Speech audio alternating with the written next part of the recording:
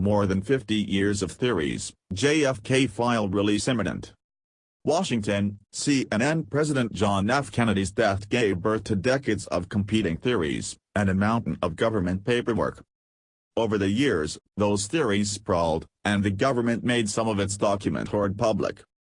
Seeking to settle the matter once and for all, Congress passed a law 25 years ago mandating the government release all its documents and giving agencies a long window to keep sensitive information secret. And this Thursday, in pursuant with the JFK Records Act, the remaining few thousand secret government documents relating to the assassination, from a total that once made up millions, will see the light of day, barring a block from President Donald Trump. The White House has yet to confirm Trump won't block them, but Trump tweeted his excitement on Wednesday, as he headed to Dallas for a fundraiser, saying it is so interesting. The National Archives sought to temper expectations, warning the most explosive documents have likely already been released, but the deadline of the JFK Records Act, set 25 years ago, could breathe oxygen into some of the many competing theories. After Kennedy's death, President Lyndon Johnson ordered an independent inquiry into it and named Supreme Court Chief Justice Earl Warren to lead that team, known as the Warren Commission. The commission's historic report declared Lee Harvey Oswald acted alone and without assistance to kill Kennedy before Jack Ruby murdered Oswald while in custody. Oswald was a former Marine who moved to the Soviet Union for a few years before coming back to the U.S. His association with communist elements and brief trip to Mexico City shortly before he appeared in Dallas are of interest for those who plan to sift through the unreleased files. The Warren Commission report continues to face heavy skepticism from people advocating alternative theories, and a poll taken around the 50th anniversary of the Kennedy assassination showed the majority believed more than one person was involved, showing popular suspicion for the idea Oswald acted alone.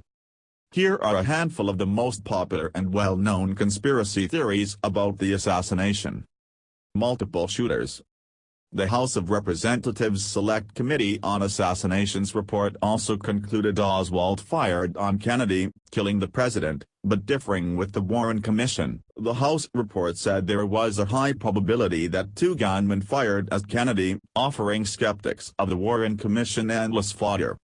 The term grassy knoll now recalls the theory that Kennedy's killer was not necessarily Oswald, but instead a man firing from the ground along the route of Kennedy's presidential motorcade.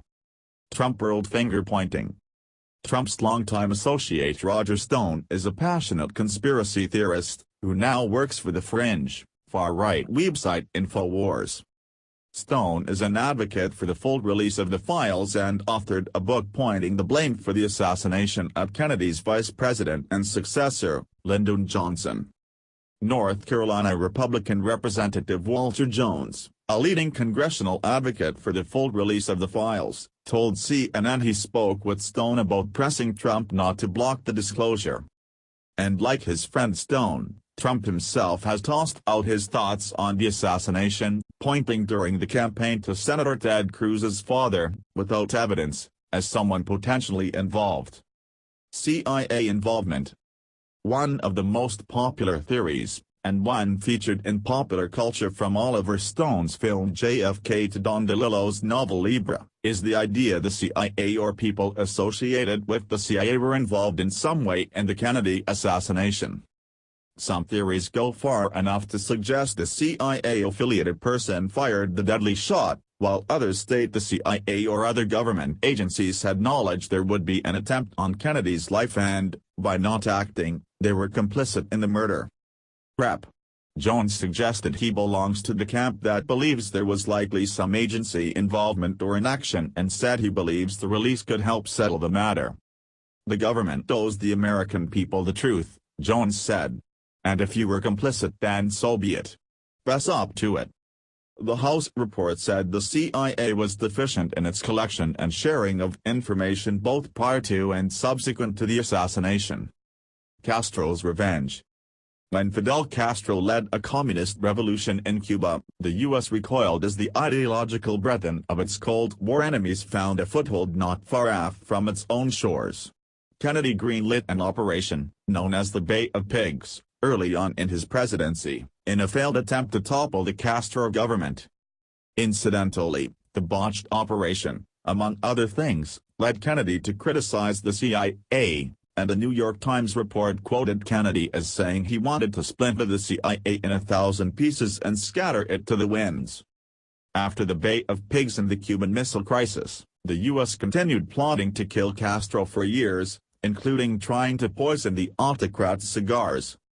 Given the potential motive and Oswald's communist leanings, one theory posits Castro had a hand in the killing. For his part, the now-deceased Castro reportedly said after the killing, "This is bad news. Mafia members." One theory pulls away some of the Cold War mystique and the potentially crazed lone wolf idea.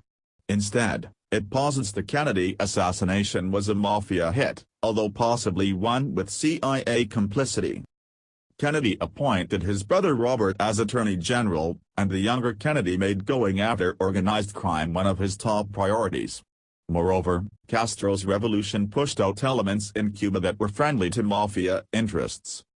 The House investigation said its evidence showed the mafia was not involved in the assassination, but would not rule out the involvement of members of the mafia. Kennedy was not the target. Kennedy was not alone in Dallas. First Lady Jackie Kennedy was by his side, as was Democratic Texas Governor John Connally.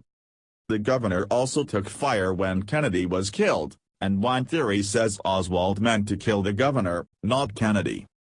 The journalist James Reston Jr. outlined this theory at length, saying Oswald drew a dagger dripping with blood through Connally's name, and noted Oswald's wife said Connally was his target.